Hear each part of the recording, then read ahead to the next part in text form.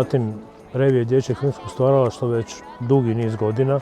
Mogu reći da i ova pokazuje kako je statistika često neumoljiva. Dakle, kad pogledamo broj prijavljenih i odabranih filmova, onda je vrlo lako uočiti da pretežu igrani i animirani filmovi, za koje se može reći da su mašta. Dakle, to je nešto što nije prava stvarnost. Dakle, to je stvarnost koja je režirana i pripremljena. Malo je dokumentarnih filmova i TV reportaža. Moj zaključak je da su djeca pomalo ustrašena svijetom u kojem živimo i budućnošću koja je neizvjesna.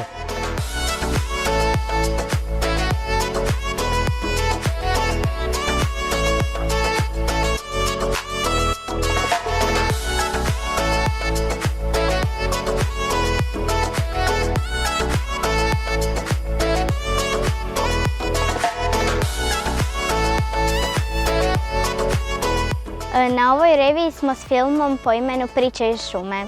U filmu se radi o pustolovinama kestena koje bježe iz kestenjarove peći.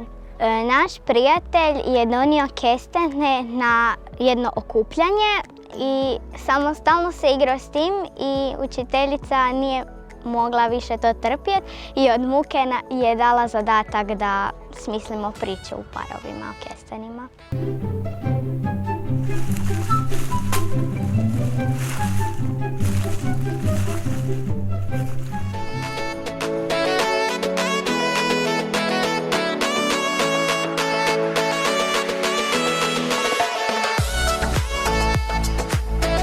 Napravili smo mali dokumentarac ili reportažu koja se zove Iz igre u knjige. Radi se kako ljudi vide razrede od 1. do 8. kako uživaju u tome, koji imaju hobije i tako dalje.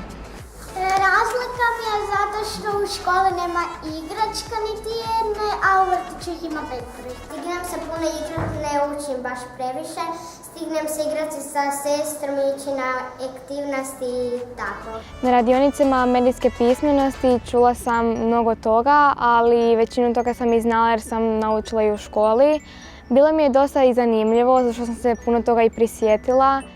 Sigurnost na internetu je nešto što svi podrazumijevaju kao danas, svi sve znaju, ali nije baš tako. S jedne strane postoji jako puno tehničkih stvari koje mladi ljudi ne znaju, da internet svakako nije privatan. To konkretno znači da mi ostavljamo svoje tragove po internetu uzduž i poprijeko, a nismo toga ni svjesni. To se možda čini trivijalno nekom ko sad ima 12-15 godina, ali kad dođe 15-20 godina vi ste ostavili jako veliki digitalni otisak i onda dođete na razgovor za posao. Neko to lijepo provrti i kaže, aha, čekaj da vidim šta voliš, šta ne voliš, koju muziku slušaš, gdje si bio, šta si lajkao.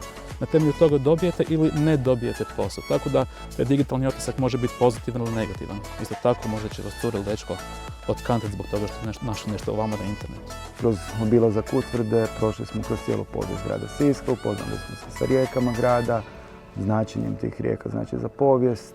Znači krenuli smo 4. 5. tisućljeća prije Krista sa prvim naseljima, pa onda smo obradili ilirsko-keltsku segestiku. Nakon toga smo pričali malo o antičkoj Sisci, prošli smo kroz srednji vijek. Poznati su sa cijelom pričom znači povijesti. Pitanja ništa nije bilo previše u mojoj grupi, ali kolegica je rekla da je kod nje bilo jako puno pitanja od toga šta je ova cigla, šta je ova cigla, od cigle do cigle su išli, tako da je bilo jako zainteresirane djece.